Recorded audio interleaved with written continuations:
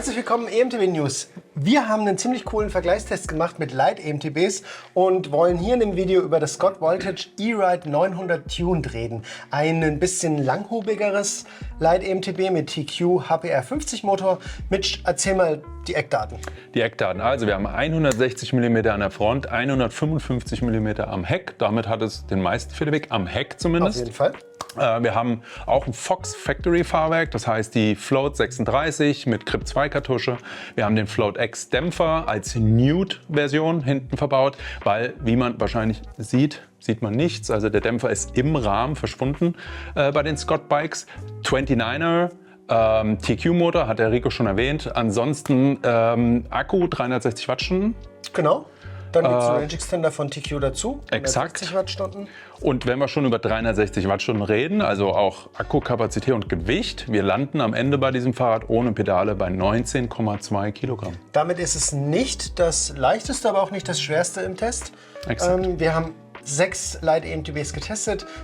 Neben dem Scott Voltage war noch dabei das Specialized Levo SL, das Focus Jam Square SL, das Centurion No Pogo SL, Bea Rise LT und das Santa Cruz Heckler SL.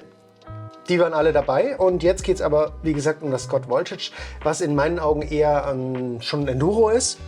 Mit dem Federweg und mit dem ganzen Setup und also von dem, was so verbaut ist und wie sich so anfühlt, würde ich schon eher sagen Enduro.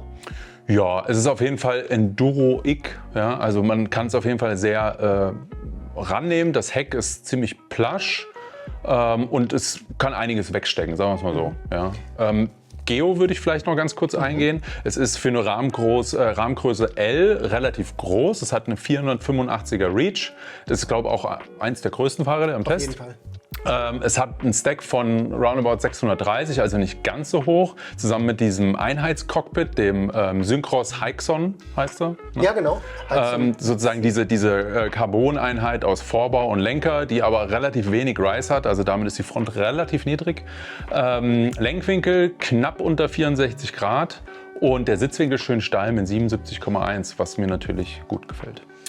Preislich ist es das teuerste Rad bei uns hier in dem Test. Das kostet 10.999 €, ist aber auch gespickt mit ziemlich vielen Highlights. Also wir haben hier verbaut Carbonlaufräder von Syncros. Wir haben da sogar noch TireWiz dran. Also TireWiz sind so kleine Gadgets, nenne ich es mal, die den Luftdruck überprüfen, zusammen mit einer App, die man auf dem Handy hat. Ist eine Spielerei, aber ist eine ziemlich coole Spielerei für jemanden, der einfach nicht ein Luftdruckmesser dran halten will, sondern einfach vor der Fahrt gucken will, hey, wie ist mein Luftdruck? Tschack, rein in die App und man sieht's. Ich persönlich mag solche Sachen. Hier ist es serienmäßig verbaut. Wie gesagt, es ist trotzdem das teuerste Rad im Test. Wenn ihr die komplette Ausstattung wissen wollt, dann findet ihr die bei uns im Artikel. Exakto, da findet ihr alle Details dazu. Der Einsatzzweck von dem Rad, Mitch, wo siehst du den? Der Einsatzzweck, also grundsätzlich haben wir gesagt, das ist ja eher schon ein bisschen in Richtung Enduro. Also ich würde es allgemein als All-Mountain immer noch bezeichnen, aber es ist halt schon eher auf der Enduro-Seite. Wir sagen fortgeschrittene bis ambitionierte Fortgeschrittene. Also wir nehmen die Anfänger und die Profis raus. Da muss ich kurz einlenken, weil vielleicht wir kennen das ja alle, aber der eine oder andere von euch weiß das nicht. Wir kategorisieren tatsächlich ob ein Bike, für wen das Bike geeignet ist. Also ist es für Anfänger geeignet, für Fortgeschrittene, für ambitioniert Fortgeschrittene, wo ich uns sehen würde, oder gar bei Profis. Und hier bei dem Rad sind wir aufgrund von diversen Sachen, auf die wir ein bisschen später eingehen werden, dazu gekommen, dass das Rad sich am besten für Fortgeschrittene bis ambitioniert Fortgeschrittene eignet und eher, wie gesagt, im All-Mountain-Bereich zu Hause ist. Enduro, leichtes Enduro vielleicht. Ja, genau. Ja, dann würde ich sagen, dann starten wir doch gleich mal mit den Trail-Eigenschaften, oder? Vorher würde ich noch ein bisschen zum Motor quatschen, Stimmt, hätte ich gesagt. der Motor. TQ HPR 50 ist ein super, super, super kleiner Motor. Ich weiß noch, letztes Jahr auf der Eurobike wurde der so ein bisschen gezeigt. Da habe ich den fotografiert neben einem Apfel. Und der war halt nicht viel größer. Also der Motor ist wirklich sehr klein. Er leistet aber auch nur 50 Newtonmeter maximales Drehmoment bei Maximalleistung von 300 Watt. Das Ganze merkt man natürlich. Es ist für jemanden, der gern Full Power fährt, so wie ich, so wie du, ist es eher ein laues Lüftchen oder eben so ein bisschen supporten. Es ist sehr nah am motorlosen Mountainbike oder am Biobike, Es gibt, manche Leute man kann auch sagen, es gibt einem so ein bisschen das Gefühl, man hätte so an diesem Tag so die stärksten Beine ever. Ja, genau. Also man hat irgendwie richtig Schenkel und man kann irgendwie richtig ranklotzen, aber der unterstützt eigentlich den Motor. Ja, genau, aber es ist halt sehr zurückhaltend Ja. und der große Vorteil ist, der Motor ist super, super, super leise. Ja, kriegst du kaum mit. Also man merkt eigentlich nicht, dass da ein Motor an Bord ist und schiebt. Es ist sehr, sehr leise. Der Akku ist klein, wie gesagt 360 Wattstunden. Dazu gibt es einen Range Extender mit 160 Wattstunden.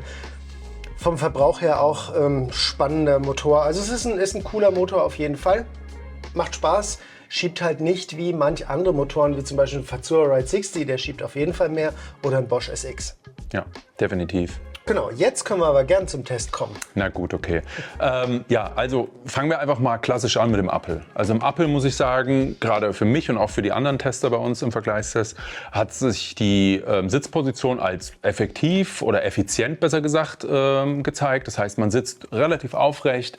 Der steile Sitzwinkel natürlich gibt einem da eine schöne Position vor. Das Cockpit ist relativ tief, was wiederum auch die Front davon abhält, irgendwie im Steilen schnell zu steigen. Also das Vorderrad bleibt lange am Boden. Vielleicht ist natürlich auch ein bisschen ausschlaggebend, dass der TQ-Motor jetzt nicht ganz so schiebt. Ja. Aber es klettert sehr gut. Es klettert souverän. Souverän. Ja. Und es ist gerade, der TQ ist gerade für leichtere Fahrer oder auch für Fahrer, die gerne im technischen Geläuf bergauf klettern, natürlich auch von Vorteil, weil es dich nicht überfordert von der Power. Und du musst es nicht regulieren mit der Hinterradbremse oder eben den Modi runterschalten. Es schiebt halt natürlich souverän nach vorne, aber überfordert eigentlich selten dabei. Ja. Und das ist eigentlich der Vorteil neben der Pedalhaptik, also dem natürlichen Tretgefühl vom TQ-Motor, finde ich. Ne? Ja, auf jeden Fall bin ich komplett bei dir. Wie ist es im Downhill oder auf dem Trail? Also im Downhill auf dem Trail, ich persönlich hatte nicht so sofort, also man kennt das ja, man setzt sich auf ein Fahrrad und man hat so ein sofortiges Wohlfühlgefühl. Wie ne? zum Beispiel beim Specialized Levo SL. Das hattest du auf jeden Fall. Ne? Du jeden setzt dich drauf, fühlst dich wohl. Ich kenne das auch, das habe ich auch bei diversen Rädern. Hier in dem Fall war es bei mir persönlich nicht so. Das hat ein bisschen gedauert, bis ich warm geworden bin mit dem Fahrrad. Das liegt vielleicht auch an dem bisschen zu niedrigen Cockpit. Vielleicht ist es mir auch ein Ticken zu steif, wer weiß. Am Ende hat es natürlich trotzdem funktioniert. Für mich war aber das Heck, das hat ziemlich viel weggebügelt. Also der Hinterbau, Ja, der sehr, sehr knallt lasch, über hätte ich Wurzeln gesagt. und bügelt es weg. Man kriegt wenig Feedback. Es ist aber auch wenig poppig. Es wäre eher so ein Bügelbrett. Also es ist einfach überall rübergegangen. Ich würde auch sagen, sehr bügelbrettig, und es ist ein Rad, mit dem man sich ein bisschen auseinandersetzen muss. Ja. Also man muss das Rad verstehen, es ist nicht ganz so intuitiv wie manch andere Räder. Ja. Hat man es aber verstanden, dann macht das Rad schon auch sehr viel Spaß. Definitiv. Man muss auch noch erwähnen, man hat ja noch durch die Trilock-Hebelei Genau. Tracklock-Hebelei am Lenker hat man noch die Möglichkeit, den Federweg von 155 auf 100 mm zu reduzieren. Und dabei natürlich macht das auch, Sinn? Das macht natürlich Sinn im Appel vielleicht, also im technischen Appel, wo man immer noch Traktion braucht, ne, aber ein bisschen mehr Gegenhalt, und natürlich auch auf Flowtrails. Ja. Ja. Flowtrails, schnelle Anlieger, Sprünge, überall da, wo du so ein bisschen ins Fahrrad pumpen willst und halt auch eine schöne Plattform haben willst. Und die hast du halt, wenn er offen ist, der Dämpfer, nicht ganz so, diese Plattform. Also da ist es fast schon zu nachgiebig. Und du verlierst viel Momentum, wenn du einfach reinpusht ins Fahrrad. Und wenn du den Hebel bedienst und einfach das Heck auf progressiv stimmst sozusagen, dann hast du das alles. Und dann macht es auch auf dem Flowtrail das Fahrrad deutlich mehr Spaß und mehr Sinn für mich. Also funktioniert auf jeden Fall auf allen Trails irgendwie ganz gut. Ja, ich meine, man muss sich auf jeden Fall auch darauf einstellen. Also diese Hebelei mit den 3 verschiedenen Hebeln, die ist nicht so intuitiv. Also mir war es tatsächlich hin und wieder zu viel. Im Eifer des Gefechts Du hast habe ich halt- einfach irgendwas anderes Genau, du gedrückt hast als halt die den, du Drop-Up-Post kannst zum den Beispiel. Dropper-Post damit ansteuern. Genau. Du kannst den Dämpfer locken, also Genau. Climb-Switch sozusagen rein, damit das Ding mehr oder weniger knüppelhart ist. Und eben diesen Ramp-Up-Mode, wo du im Endeffekt mehr Progression hast und nur noch 100 mm Federweg freigegeben werden. Was prinzipiell schon Das ist mega cool. Ziemlich cool ist, Aber du ja. musst, ich würde auch sagen, wenn du damit länger fährst und mehr Zeit damit, da ja. gewöhnst du dich dran und dann findest du Glaub ich auch im Eifer des Gefechts, sage ich mal, den richtigen Hebel. Mir ist es teilweise ein bisschen schwer gefallen, das irgendwie zu benutzen, richtig. Und ich habe es dann eher mit bisschen Ruhe eingeschaltet und dann weiter geht's. Aber grundsätzlich ist die Idee davon und das Prinzip super geil. Also dass ich irgendwie während der Fahrt einfach so den Dämpfer hinten oder im Endeffekt fast schon die Kinematik einfach von dem Fahrrad verändere. Ist natürlich auch geschuldet der Tatsache, dass der Dämpfer im Rahmen versteckt ist. Du kannst jetzt nicht mal eben irgendeinen Hebel am Dämpfer ein- oder ausschalten. Aber ich finde es ja gut, wenn es vom Lenker her aus machbar ist. Ich finde es auch eine sinnige Idee an so einem Fahrrad, sowas umzusetzen. Man muss sich einfach ein bisschen damit auseinandersetzen und damit beschäftigen. Genau, also Scott Voltage E-Ride 900 Tuned ist auf jeden Fall ein hoch innovatives Bike mit verstecktem Dämpfer, speziell anmutenden Carbonrahmen, vielen Innovationen am Rad, wie diesen Tracklock zum Beispiel, oder auch die Ausstattung ist mega, mega gut. Wenn ihr mehr zu dem Rad wissen wollt, dann wir verlinken euch mal den Artikel dazu, da haben wir noch viel mehr Details dazu und auch vom Test selber gibt es da natürlich noch mehr Infos. Wenn ihr Fragen dazu habt, dann postet sie in die Kommentare, wir werden das Ganze beantworten.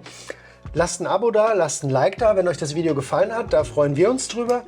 Ja, und am Ende, wir bleiben auf jeden Fall elektrisch und ihr bleibt auch elektrisch.